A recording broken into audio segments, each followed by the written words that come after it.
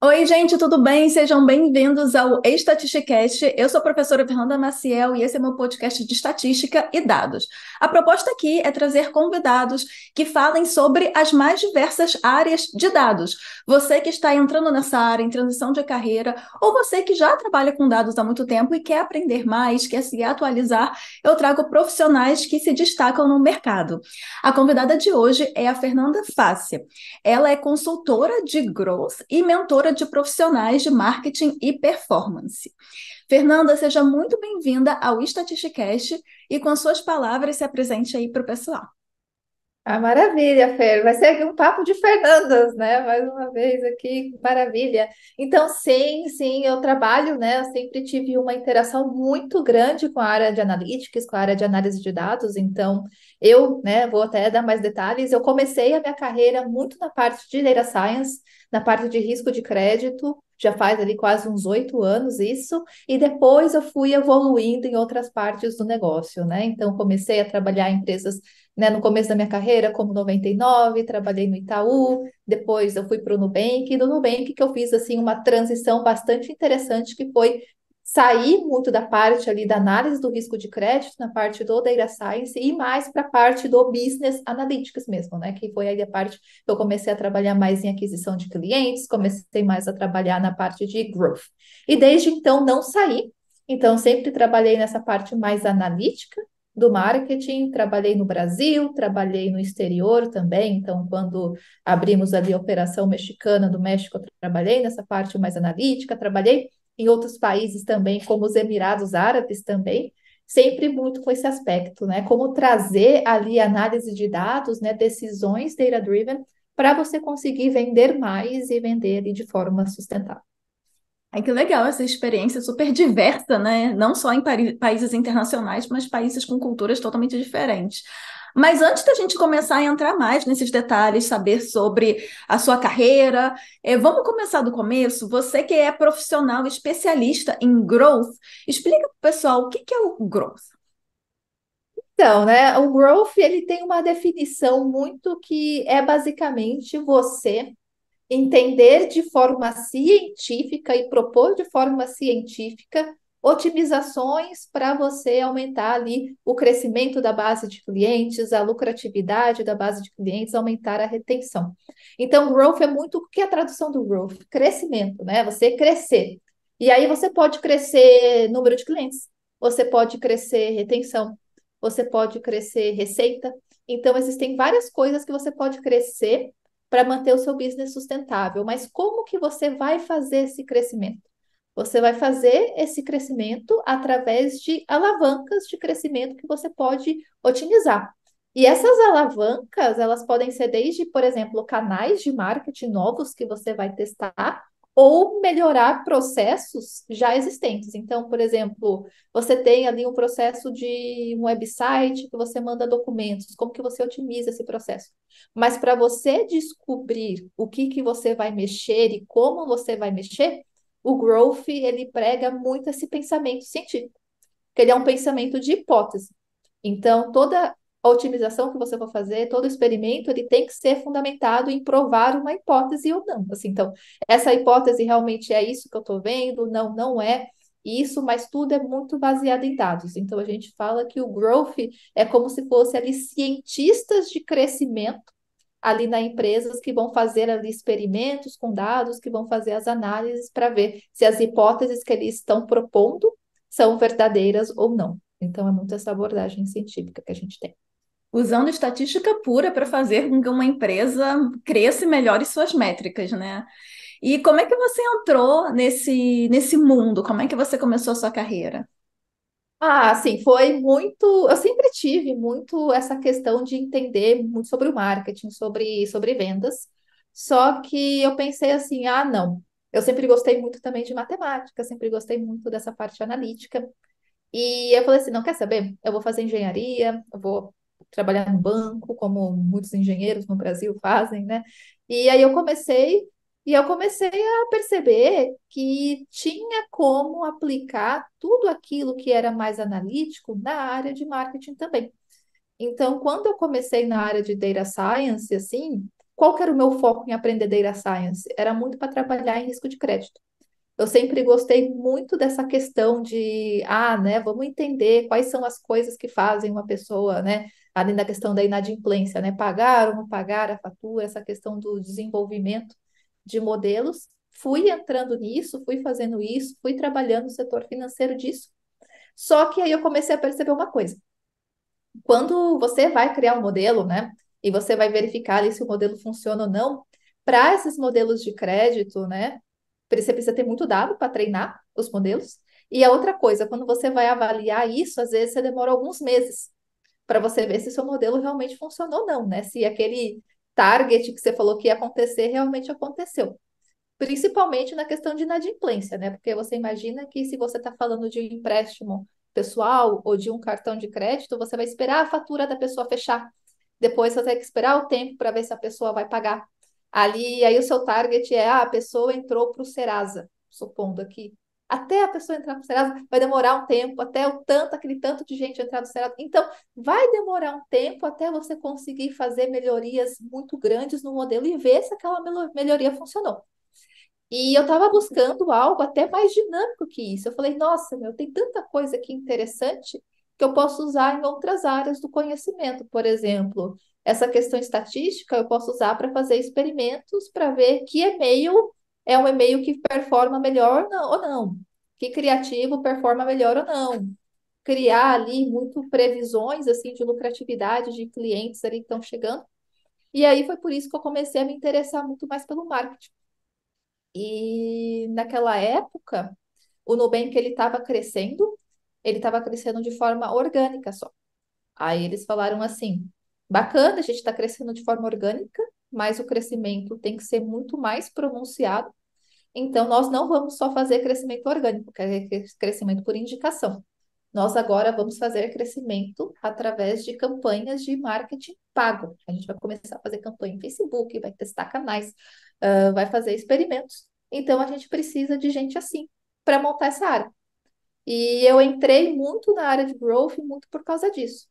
Porque eles falaram assim: a gente quer pessoas que não sejam pessoas de fora, a gente quer pessoas dentro, tudo bem, que já tenham esse aspecto data-driven já, que já saibam analisar dados e que esse aspecto analítico seja muito presente nas nossas decisões de marketing. O marketing em si, a gente aprende, a gente chama consultor para treinar vocês, a gente faz o que pode, mas a parte analítica todo mundo tem que tá com ela. E aí foi por isso que eu fui chamada para a área de growth, porque eu falei assim, não, eu quero muito participar desse projeto, parece ser muito interessante, eu tenho esse interesse por marketing, então foi por isso que aí me chamaram para entrar na área de growth e começar a liderar parte dessa frente lá dentro do Nubank. Aí foi assim que você entrou, nessa entrada você mergulhou, né? Você, imagino que você tenha gostado bastante, né? Porque você se tornou especialista nessa área e foi trabalhar em outras empresas, né? Sim, sim, com certeza, porque foi muito bom. Porque eles me deram assim uma oportunidade de você não somente, por exemplo, fazer campanha no Facebook, em canais assim, digitais convencionais, né? Mas eles davam assim uma oportunidade muito grande de você ir fazer experimentos. Então, assim, canais diferentes, canais que as pessoas às vezes falavam, não, assim, não é legal, não, a gente não aceitava achismo, a gente tinha que testar, a gente tinha que comprovar se realmente não funcionava. Então era um time muito analítico, muito voltado à experimentação e muito voltado também ao crescimento sustentável. Então, imagina que, por exemplo, no Nubank é uma empresa de crédito. Então, não é que eu, Fernanda, posso fazer uma campanha que vai e para todo mundo do Brasil, sendo que não é todo mundo no Brasil que consegue pagar uma fatura de cartão. Eu preciso entender muito bem, primeiro, na minha base dos clientes, né, atuais, quais são as variáveis, como que o nosso modelo de aprovação funciona e tentar na hora de fazer as campanhas, de decidir os canais que nós vamos, né, testar, quais desses canais e quais dessas campanhas têm um fit melhor com o cliente que pode ser aprovado. Então, então é muito isso, né? Esse conhecimento ali do que qual que é o cliente que está sendo esperado, como que eu trago isso para o mercado, esse conhecimento analítico de fazer teste, experimentação era muito forte. E era assim, nós não que queremos qualquer coisa aqui dentro da nossa base, a gente quer um cliente qualificado. Então, era muito estudar, a gente tinha muita interação com a equipe de crédito, com a equipe de análise de risco também, para entender, beleza, a gente está trazendo um cliente bom, a gente está trazendo um cliente ruim. Tinha muita interface também com a área de data science, porque você imagina, mais uma vez, como, né, a parte de data science entra muito nisso. Conforme você vai expandindo um business, você vai trazendo muitas vezes clientes que são de perfis diferentes dos clientes que você trazia antes. Então, muitas vezes, se o seu modelo de risco foi treinado em uma base de clientes que hoje não corresponde à realidade, o seu modelo não funciona tão bem.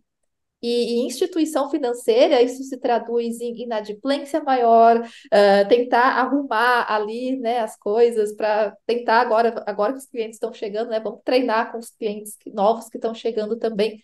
Então, a gente tinha que ter ainda uma interface muito grande ali com a área de data science para ter certeza de que a gente está expandindo de forma saudável e que eles também tenham noção do tipo de cliente que a gente está trazendo para a nossa base, para que eles possam fazer testes melhores, que eles possam refinar os modelos deles, então tinha muita interação aí com ciência de dados e durante toda a minha carreira ali tive muita interação com a área de data science.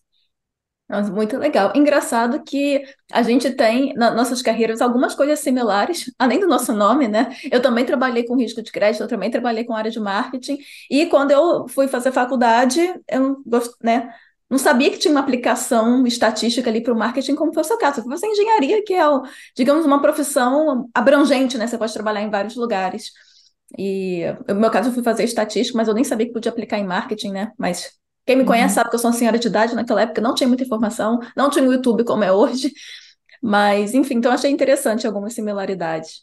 Sim, sim. O mais interessante foi assim, também foi muito o ambiente que a gente foi, né? Que eu, pelo menos, fui muito exposta, né? O Nubank, assim, me ajudou muito a ter esse aspecto de como aplicar a análise de dados para o marketing. Existem outras empresas no Brasil que possuem também essa mesma condição, essa parte mais analítica muito forte também. E para quem está em transição de carreira, é importante que você até consiga escolher empresas, né? E na hora de optar em processos seletivos, aplicar para empresas nas quais você tenha esse aspecto data-driven tecnológico muito grande, porque você consegue ser exposto a isso. Então, no Nubank, por exemplo, foi muito bom, porque muitas das pessoas que estavam na área de Business Analytics e até em aquisição de clientes, elas trabalharam onde? Na Capital One dos Estados Unidos. E a Capital One, elas tem um case muito interessante, né, da Capital One, que nos Estados Unidos foi muito importante ali. Eles tiveram também um aspecto muito analítico na hora de fazer propaganda, nos modelos de crédito deles também, eles eram bastante analíticos. E eles têm, assim, casos de sucesso muito bons. Agora não, porque agora tá, né, mudou um pouco a época. Mas com marketing direto, com mala direta.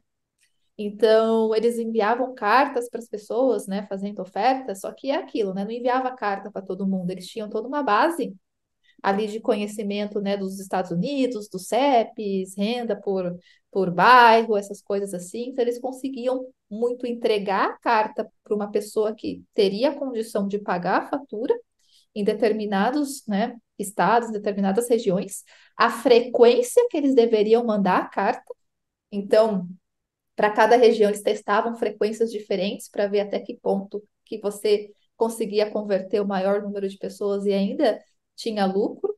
Então, era um aspecto muito analítico que eles trouxeram para o Brasil. Então, uma coisa muito importante que no marketing sempre tinha a pergunta, né? O quanto que isso é traduzido em vendas no final para a gente, né? Eu não podia só citar o número ali da minha cabeça, achar que era aquilo, não. Eu tinha que realmente provar que aquele número que eu tinha comprovado isso, que eu tinha fontes para isso, então foi assim, foi uma escola para mim. Ai, que legal. E você, falando nisso, né, em escola, a minha próxima pergunta é qual foi o seu maior aprendizado e o que mais te surpreendeu nessa sua carreira? Em questão de maior aprendizado, é muito o que, assim, que sempre a área tem coisa nova para aprender e nunca que você vai estar sabendo tudo.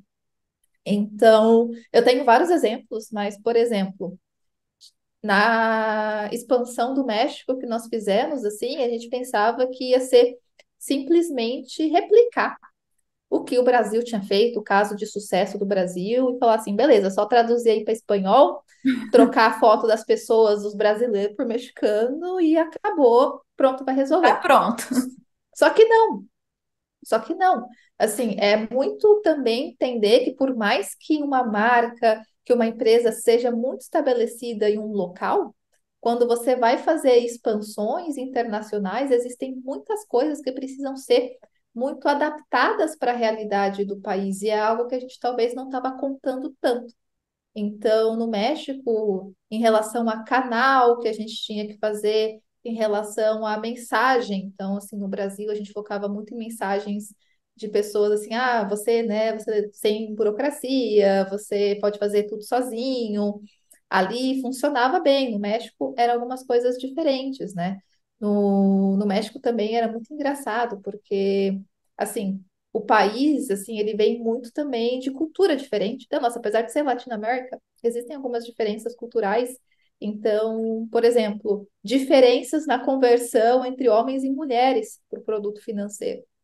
Então, a gente teve que, beleza, a gente viu isso com dados, a gente foi tentar entender por quê. Então, teve um trabalho muito de pesquisa ali para ser feito, muito experimento, coisa que às vezes no Brasil a gente nem pensava nisso, porque às vezes os números eram muito parecidos, né?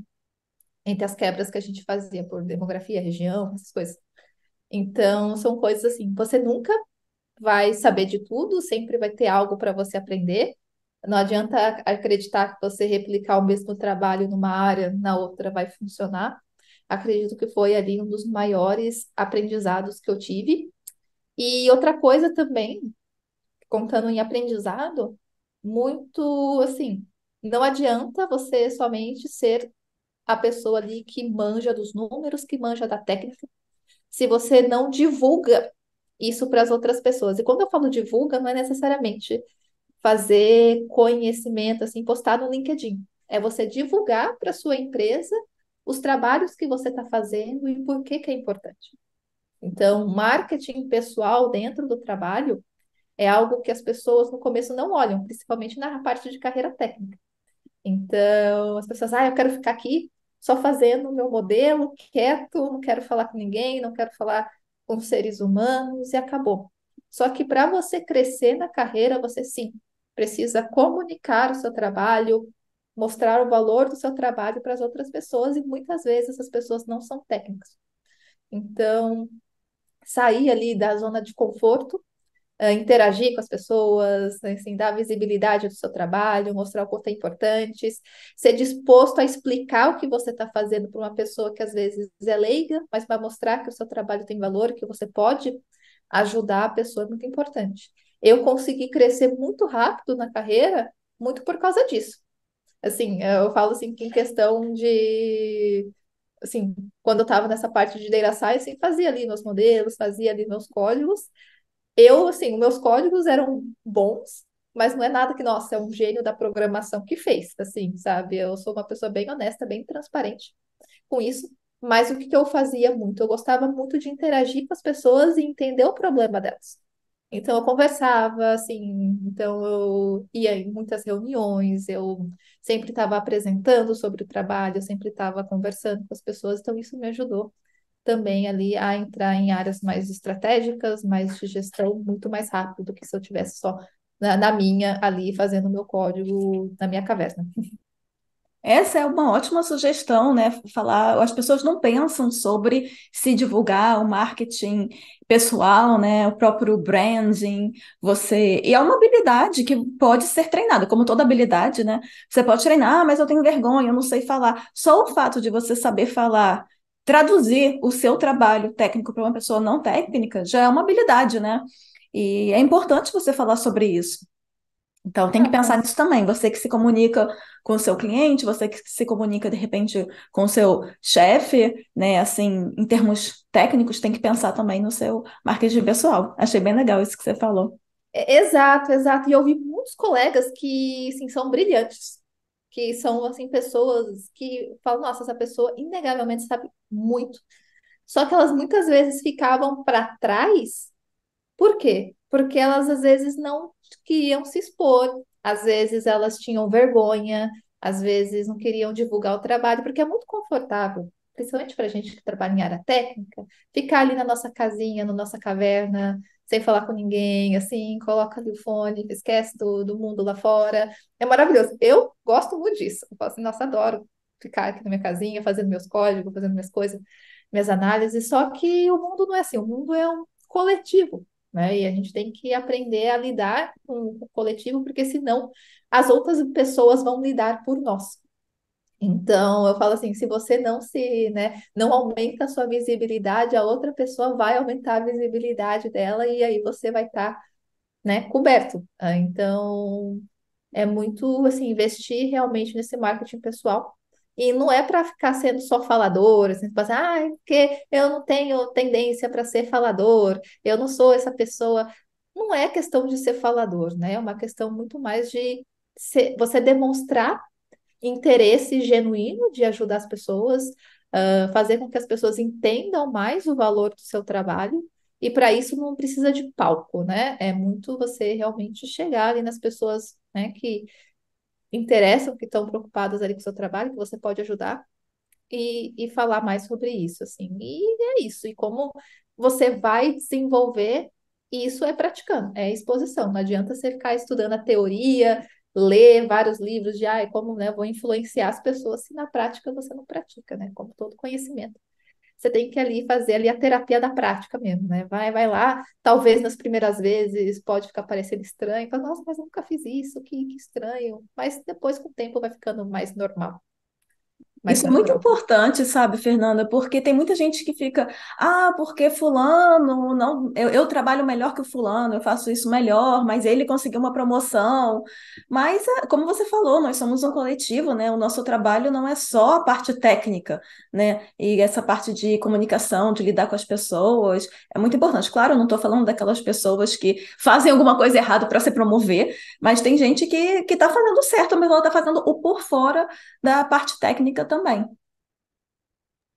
Exato, né? Tem muita gente que só foca ali na parte do hard skills e esquece da parte do soft, sendo que, principalmente na nossa sociedade hoje, o soft ele é muito importante também, né? Assim, não adianta você saber como faz ali o melhor modelo, a melhor análise, se você não comunica isso para as pessoas.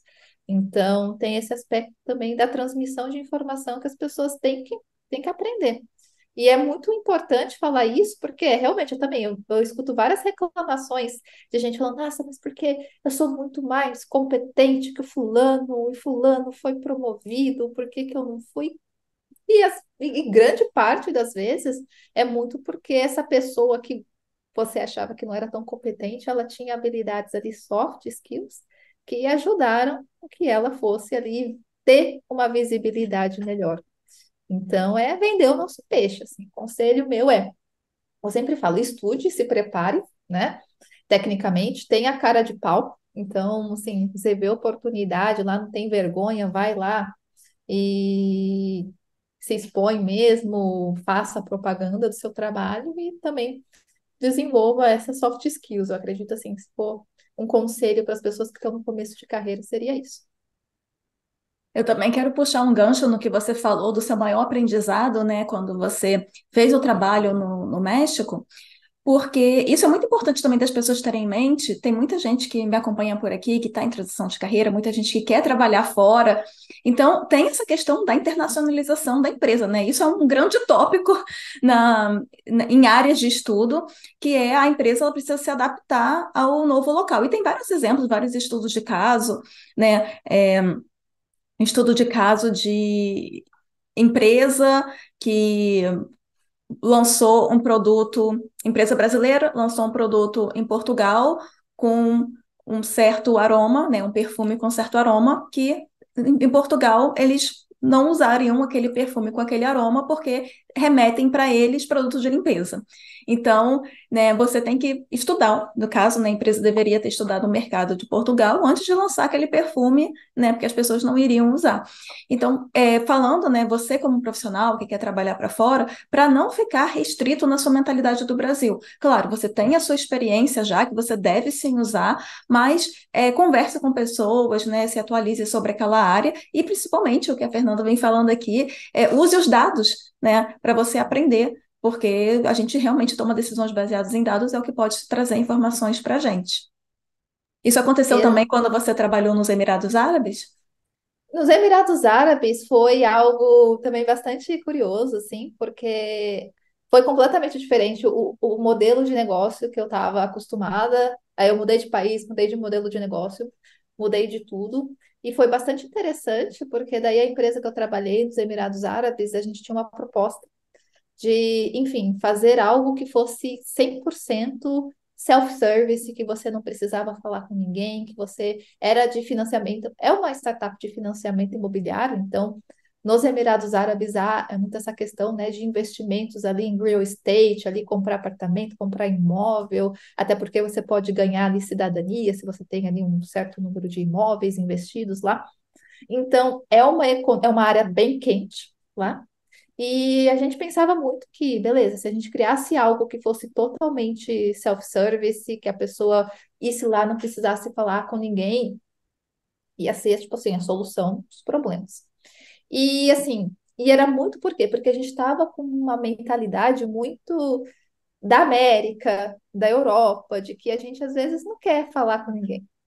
Só que quando a gente começa a entrar no mercado de um high ticket, de um real estate, que a gente está falando aí de milhões e milhões ali, o aspecto humano é necessário. Você está financiando ali milhões de dólares. As pessoas, elas querem falar com alguém. Então, a gente percebeu que a nossa hipótese inicial ali de ser um self-service, na verdade, ele funcionava muito para produtos como o Nubank, produtos mais de ticket baixo, que você, né, não, você toma uma decisão rápida, uma decisão por impulso de compra, uma casa não é uma decisão por impulso. Então, foi muito também assim, entrevistando as pessoas, a gente foi coletando os dados iniciais, a gente tinha muitos dados da equipe de vendas, da equipe de operações que falava com a gente. E aí, com isso que a gente foi refinando o produto, refinando na experiência que existe atualmente lá no produto deles, né? Então, foi algo assim. As pessoas também pensam, as empresas bem-sucedidas acertam tudo na primeira vez. Não, não acerta tudo direito na primeira vez. É muito você pegar os dados, pegar a resposta do mercado, adaptar, testar de novo e ver se está melhorando. E ele é um processo contínuo. Por isso que a gente fala que growth é uma abordagem ali científica, porque é assim, você tem a hipótese, você prova se ela está certa ou errada, se ela está certa, beleza, agora como que a gente faz para escalar isso? Se ela está errada, então tá bom, o que que a gente aprendeu com isso? Tá, então pode ser a outra, então daí você testa a outra. Então é um processo contínuo ali de testes, e é com isso que a gente toma as melhores decisões, assim, é muito difícil e até questão, a gente fala assim, que a gente não pode deixar somente a sorte jogar ao nosso favor, né? Da uma pessoa e uma empresa acertar tudo de primeira, não, é muito, muito estudo, muito teste. Então, é isso, o pessoal pensa que o pessoal só vê a glória, né?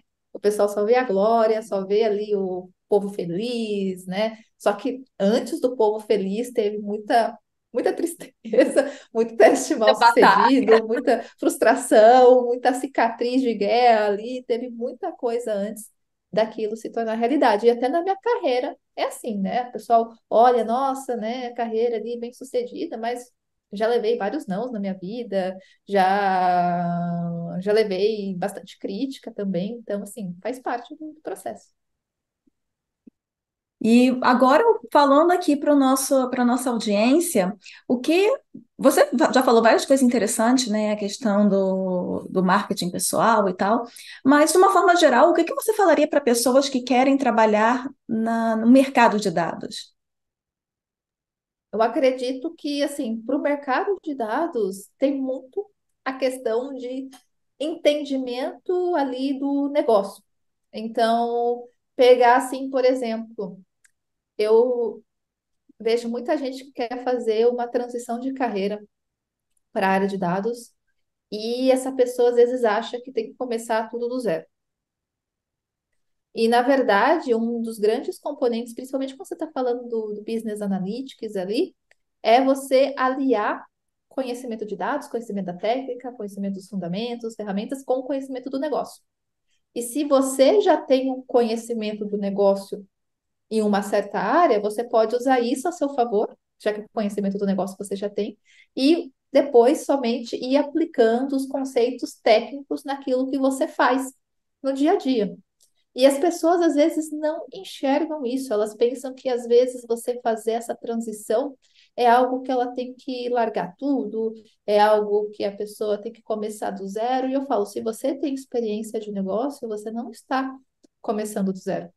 Então, igual assim, pessoas, por exemplo, tem um rapaz que eu conversei até certo tempo, que ele fazia muita coisa assim de planejamento financeiro. E ele sabia muita coisa financeira e tudo mais. Ele, não, que eu quero entrar na área de dados, mas tem que começar tudo do zero. Eu falei, cara, tem uma área das finanças que é FP&A, né? Que é o Financial Planning and Analysis. É uma área que tem muita interação com a parte de dados, porque você precisa fazer projeção financeira, você precisa fazer análise de cenários, você precisa fazer, não experimentação, mas você muita parte de projeção, você precisa ter, e também a parte de visualização de dados, né, para você mostrar o orçamento, como vai otimizar esse orçamento. E muitas das coisas do negócio você já tem. Por que que você não faz na hora de fazer uma migração de carreira numa coisa mais soft? Vá para uma vaga de FP&A que você consegue até de nível sênior, porque você já tem esse conhecimento de finanças. E depois, caso você realmente, quero dados mais global, você vai para a parte de dados, mas as ferramentas que o pessoal pede, casos práticos de sucesso, você já vai ter. E ele, nossa, Fernanda, eu nunca tinha pensado nisso. E hoje é isso que o cara está fazendo. O cara já está na área de FP&A, já está aplicando muitos conhecimentos. O cara até, inclusive, faz bastante coisa até no Python. O cara conseguiu ali, enfim, fazer vários estudos com isso. E agora que ele tá, no final, ele acabou gostando tanto de FP&A que ele ia estar pensando se ele vai fazer realmente a transição para dados. Por quê? Porque era algo que ele já tinha dentro e ele está usando ali o conhecimento técnico dos dados que ele está aprendendo no emprego atual e está gerando resultado. Então, para ele foi assim, gostei bastante e eu recomendo para as pessoas que se elas puderem fazer esse caminho, que é o caminho que traz menos frustração e é um caminho que você consegue reaproveitar muita coisa. Olha aí, gente, a consultoria é gratuita, né? Ao fazer uma transição, não pule da sua área para uma área de dados nada a ver, né? De repente você consegue essa possibilidade, mas com a competição aí acirrada, de repente você, tendo o seu conhecimento, você inclui a parte de analytics, né, de dados, e aí você, se você quiser continuar, né, que não foi o caso desse rapaz, mas você mantendo o analytics, aí você troca a área. Exato, exato. Assim, tem muita vaga, por exemplo, de áreas de análise de dados BIs que servem outras áreas de marketing, por exemplo. Então, se você trabalha com marketing digital hoje, você consegue migrar para isso muito mais fácil. Por quê? Porque a métrica de negócio você já tem. Então, assim, fazer. Você tem que ser estratégico também na hora de você migrar de carreira, sabe? Eu, por exemplo, Fernanda, eu tenho experiência mais na parte de marketing, na parte de growth. Eu vou querer fazer análise de dados para a área de agro. Talvez até me aceitem, mas eu vou ter muito mais chances de sucesso se eu for em outra empresa ali que vai fazer principalmente análises para setor de marketing, de vendas. Então, tem que ser também assim, inteligente, entender o que você sabe agora e como que você pode juntar com o que você está aprendendo. Eu falo que a melhor forma de fazer migração de carreira é essa. Até em questão de remuneração, você consegue uma remuneração melhor fazendo isso e as pessoas às vezes nem pensam nesse tipo de coisa. Então, é um conselho aí que eu dou. Exatamente. E como que você enxerga esse mercado? As pessoas falam muito, né? O mercado de dados ainda está crescendo, o mercado estagnou, não consegue mais emprego. Como é que você vê isso, na sua visão? Olha, assim, acredito que é um mercado que teve um boom nele, principalmente, né, alguns anos ali, mas ele sempre vai ter oportunidades. Eu acredito que a área de tecnologia, no geral, teve um boom no passado, deu uma mornada, uma esfriada ali, agora está começando a voltar de novo, então eu estou vendo que algumas das vagas interessantes estão começando a surgir. Só que assim, vai chegar um período que vai se estabilizar. E assim, essa questão da competição, por mais que eu veja a competição, quem é bom ainda tem muitas chances de conseguir vagas, de conseguir oportunidades maravilhosas. Porque hoje o que eu vejo, eu contrato muita gente, eu analiso o currículo de muita gente, e assim, o pessoal eles se candidatam para a vaga, só que eles não leem o que a vaga está pedindo. Eles não fazem muitas vezes um currículo que está alinhado com o que a vaga está pedindo também. Então, eu não sou, né, vidente. Eu não consigo muitas vezes ver através do currículo da pessoa, do LinkedIn da pessoa, que aquela pessoa está alinhada com a vaga. Aí a gente dispensa. E na área de dados é muito assim, por isso que o pessoal fala, não, portfólio é importante, porque tem tanta gente entrando, tem tanta gente querendo vaga, que se você tiver algum trabalho para eu ver de forma visual como você trabalha, isso já vai me ajudar a tomar uma decisão de que, beleza, essa pessoa está alinhada com a vaga ou não está. Então, assim, eu falo para as pessoas, realmente façam ali um portfólio, não precisa ser uma coisa extensa, é algo que demonstre o seu trabalho em algumas habilidades-chave. Então, você sabe fazer uma boa visualização, que você sabe fazer uma boa análise descritiva, assim, algo mais simples, mas que eu consiga ver como o seu trabalho é feito, principalmente para nível júnior. Para nível sênior ali já não faz tanto sentido, porque você tem as suas experiências passadas, eu posso perguntar sobre as suas experiências, como que você resolve problemas, mas para júnior ter isso é muito importante para você se diferenciar ali no mercado. Porque hoje tem muito currículo, tem muita coisa, assim, fica difícil de enxergar realmente, né? Quem é bom e o tempo também não é um tempo que eu tenho muito tempo para ficar olhando as coisas, né? Então, quanto mais a pessoa me ajuda, melhor para ela. O que eu penso é que com a democratização da informação, as pessoas acabam ficando com, digamos, um currículo, né, meio parecido. Então, assim, tem aí o YouTube, tem aulas, a pessoa se prepara, né, uma pessoa júnior, né, sem muita experiência. Então, elas, bem, de preferência, né, gente, eu espero que se vocês que estão entrando na área, espero que vocês estejam fazendo isso, estudando aí, usando a internet ao seu favor. Então, faz um curso, né, assiste às aulas. Então, assim, né, o currículo ali acaba ficando meio parecido. Agora, você mostrando o seu trabalho, né? Inclusive, ao mostrar o seu trabalho, também evitem ir aí fazer, copiar trabalhos que todo mundo está fazendo, né? Que é justamente a ideia que eu estou falando. Se você faz um certo curso que tem ali 1 milhão de alunos e nesse curso eles ensinam um portfólio ABC, não faça exatamente o portfólio ABC, porque vai ter 1 milhão de alunos com portfólio ABC. Não mudou, você saiu do CV para o portfólio igual de todo mundo. Então, faça uma coisa mais. Tente fazer uma coisa mais personalizada, uma coisa diferente, que você se identifique, claro. Exato, exato, né? Assim, o pessoal. E existe muito também, assim, a questão do imediatismo. Eu acredito que, principalmente você falou da democratização da informação, na época que eu estava estudando análise de dados, não tinha tantos cursos disponíveis, tinha muito material em inglês, assim, eu tinha que, né, ir procurando, tinha muito material de nível de pós-graduação. Quando eu estudei, eu estava na graduação ainda, olhava aquelas coisas e falava, meu Deus do céu, e ainda que eu estava na parte do data science, né, tava, meu Deus do céu, o que é isso, né? Tem que aprender até álgebra linear para fazer as coisas, para entender, que às vezes nem a biblioteca era tão robusta como era, então você tinha que saber realmente a matemática por trás para desenvolver as funções. Então, isso ensinou muito para a gente a fazer essas adaptações. a, né, procurar as coisas por fora. Agora, com a democratização da informação, está tão fácil que é realmente, as pessoas ficam replicando dashboard, ficam replicando tutorial, ficam replicando notebook das pessoas. Então, realmente ter essa adaptação para a sua realidade, dar esse toque pessoal ali é muito importante para que a gente consiga realmente ver quem é a pessoa, né? O pessoal hoje também, o que, que eu vejo? O pessoal quer muito coisa muito rápida, coisa muito assim imediatista.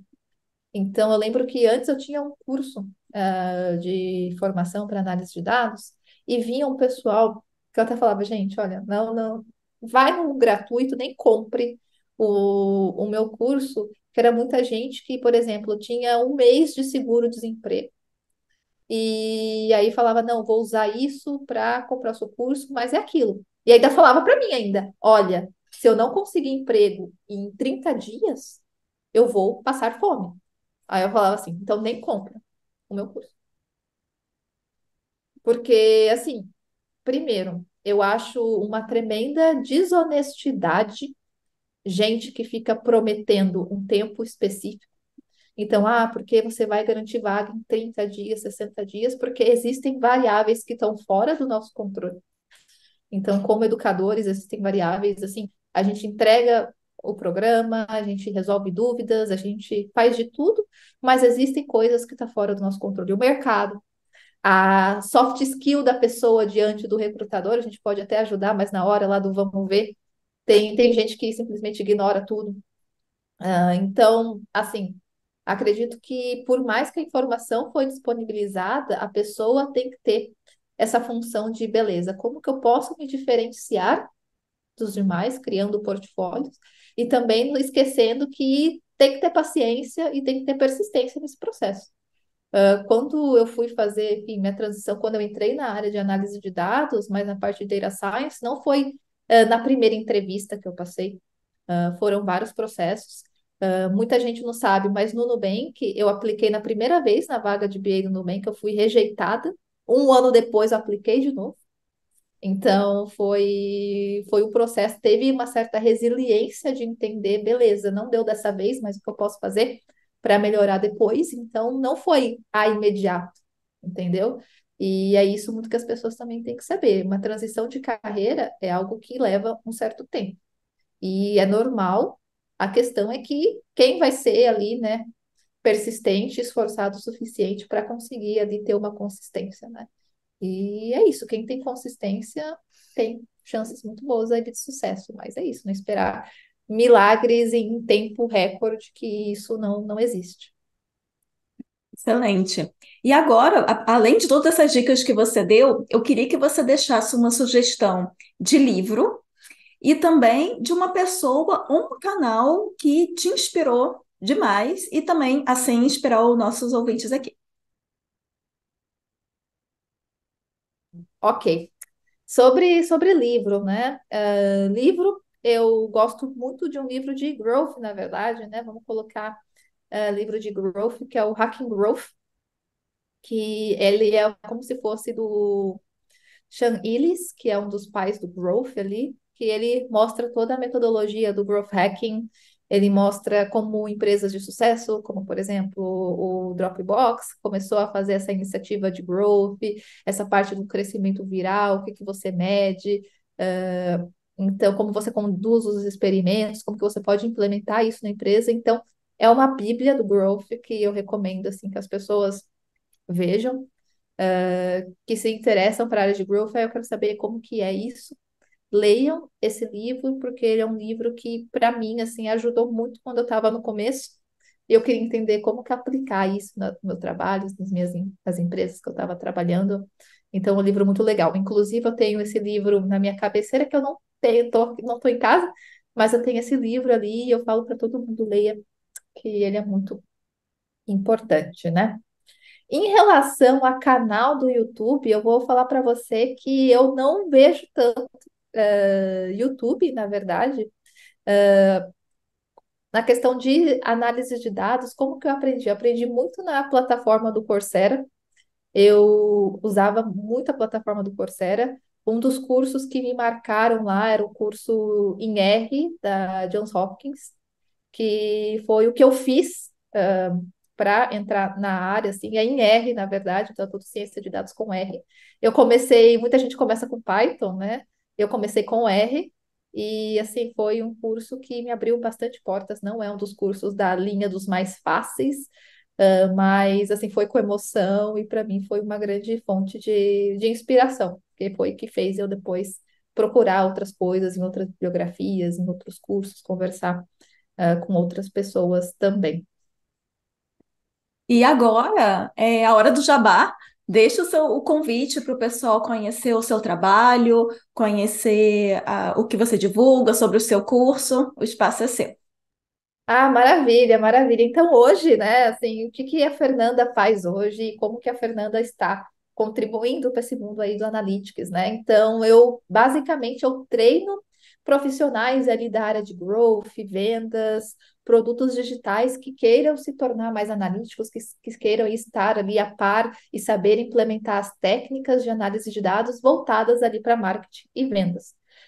Infelizmente, assim, no Brasil tem muito profissional de marketing, só que, porque, né, a barreira de entrada é menor, só que eles conseguem, eles só replicam também tutoriais, as métricas, eles só analisam as métricas da plataforma de anúncio, mas não porque eles sabem que as métricas existem, mas porque alguém falou que era para olhar, eles nem sabem que está olhando direito. E isso faz com que o mercado fique inflado de gente, só que as pessoas não conseguem gerar resultados. Então, se você é um profissional de marketing que quer sair desse bolo de gente ali, né, e realmente entregar valor, através da análise de dados, eu tenho um curso, que é o Market Masters, que a gente vai desde a parte ali mais do fundamento, das ferramentas, até a análises mais avançadas, a modelos de experimentação, desenvolvimento de modelos também até de machine learning, assim, que vai te levar do zero até a análise ali mais avançadas para você conseguir aplicar no seu trabalho. Muito entendendo o porquê das coisas, né? Eu falo assim, nem não quero que ninguém seja só apertador de botão, mas entenda também os princípios por trás disso. Tem o curso Market Masters, também tem a minha página do Instagram, que é o Fernanda Face. Eu posto mais coisas sobre minha vida, às vezes os boizinhos aqui fora, também sobre o meu trabalho. E tem o meu LinkedIn também, que é a Fernanda Face, onde eu posto também bastante coisa. E se vocês quiserem falar sobre, enfim, consultorias, mentorias, podem também entrar em contato lá. Todos os canais estão linkados aqui embaixo, assim você pode se conectar com a Fernanda nas redes sociais dela. Fernanda, eu quero agradecer muito a sua participação aqui. Eu adorei tudo que você falou, né, sobre a sua experiência internacional, sua transição. Não foi bem uma transição, né, mas digamos, transição para o marketing, para o growth e tudo o que você faz e também espalha aí pelas redes. Obrigada pela sua participação. Eu que agradeço, Fer, assim, e quanto mais gente boa no mercado tiver falando sobre análise de dados, melhor, entendeu? Acredito que não é somente também para quem quer entrar na área de analytics, na área de tecnologia, mas todo mundo do negócio que tem um dado que é uma tabela deveria estar ali ciente da análise de dados, da importância disso, de ser analítico nas decisões, né? É um longo caminho que a gente tem, mas quanto mais gente boa ali está falando sobre isso, melhor. Então, também quero também agradecer você, Fer, por estar sendo ali uma fonte de inspiração para tanta gente. Eu acompanho o seu trabalho também, sei que, enfim, está ajudando muitas pessoas. Ai, muito obrigada. Então é isso, gente. Até a próxima. Tchauzinho. Tchau, tchau.